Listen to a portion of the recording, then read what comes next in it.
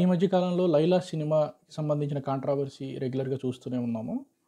'Laila' cinema pre release ఈవెంట్‌లో 'పృథ్వీ' గారు మాట్లాడుతూ, ఆయన నటించిన క్యారెక్టర్, ఆ క్యారెక్టర్‌కి ఉన్నటువంటి సరౌండింగ్ ఏరియాస్‌లో జరిగిన సంఘటనని, ఆ షూటింగ్ సందర్భంలో జరిగిన సంఘటనని కామెడీగా పంచుకున్నాడు.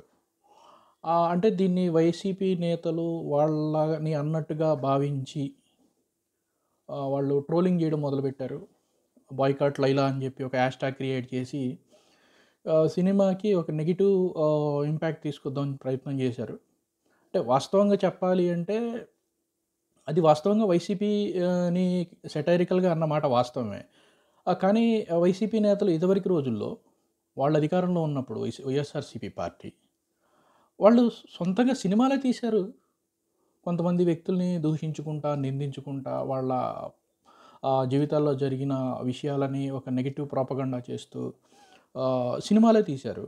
ఈయన డైరెక్ట్‌గా కమెడియన్ 'పృథ్వీ' గారు డైరెక్ట్‌గా పార్టీని గురించి గానీ, నాయకుల గురించి గానీ ఏమీ మాట్లాడకుండా, ఆయనకు జరిగిన ఇబ్బంది వైఎస్ఆర్‌సీపీలో ఉన్నప్పుడు ఆయన టీటీడీలో ఛానల్‌కి చైర్మన్‌గా వెళ్ళి, అతి కొద్ది కాలంలోనే బయటికి రావడం, తర్వాత వైసీపీ నేతలు ఈయన్ని అవమానించింది. ఆయన ఒక ప్రతీకార చర్యగా మాట్లాడేమో అనుకోవచ్చు కానీ, బట్ స్టిల్ ఏంటంటే ఆయన జరిగిన సంఘటన, ఆ స్టోరీలో ఉన్న విధానంలో ఉన్నటువంటి క్యారెక్టర్ సరౌండింగ్ థింగ్స్‌ని షూటింగ్ మొదట్లో 150 గొర్రెలు, ఆ తర్వాత 11 గొర్రెలుగా వచ్చాయి చివరిలో అనే సటైరికల్ స్టేట్మెంట్ అనేది ఖచ్చితంగా వైసీపీ నేతలను బాధపెట్టిందనొచ్చు.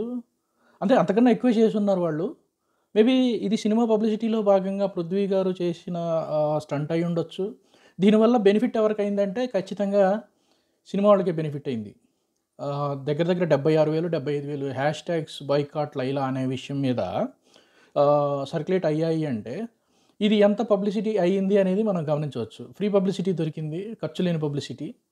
సో, వైసీపీ నాయకులు, కార్యకర్తలు చాలామంది ఉంటారు గదా! మొన్న ఓటింగ్ పర్సెంటేజ్ ప్రకారం చూసుకున్న 40% ఓటింగ్‌లో వాళ్ళే ఉన్నారని చెప్పుకుంటున్నారు కాబట్టి, అందులో సోషల్ మీడియాలో వర్క్ చేసే వాళ్ళందరూ ఖచ్చితంగా ఈ 'లైలా' సినిమాని ప్రమోట్ చేశారనే చెప్పొచ్చు. ఇంకో విషయం ఏంటంటే 'లైలా' సినిమాలో నటించిన విశ్వక్సేన్ చాలా మంచి నటుడు. ఆయన ఏది చేసినా కొద్దిగా కాంట్రోవర్సీ అవుతానే వచ్చింది. బట్ స్టిల్ మంచి నటుడు, మంచి సినిమాలు ఇస్తున్నాడు. సో, సినిమాని సినిమా పరంగా చూసి అతని యాక్టింగ్‌ని అభినందించాలి. పైగా ఈ సినిమాలో పర్టిక్యులర్‌గా ఒక లేడీ గెటప్ వేశాడు. అందులో తను బాగా చేశానని చెప్పుకుంటున్నాడు. సినిమా చూస్తే గాని తెలీదు. బట్ స్టిల్ రాజకీయ రంగు పులుముకోవడం అనేది ఈ సినిమాకి పర్టిక్యులర్‌గా అడ్వాంటేజ్ అవుద్దా? డిసడ్వాంటేజ్ అవుద్దా? అనేది ఈ ఫిబ్రవరి 14 తారీఖు రిలీజ్ అవుతుంది కాబట్టి తర్వాత మనం తెలుసుకోవాల్సొస్తది. ఎనీవే ప్రతిదాన్ని తమకు ఆపాదించుకొని భుజాలు చరుచుకోవడం కన్నా కూడా సినిమాని సినిమాలుగా చూస్తూ ఎంజాయ్ చేయడం బెస్ట్.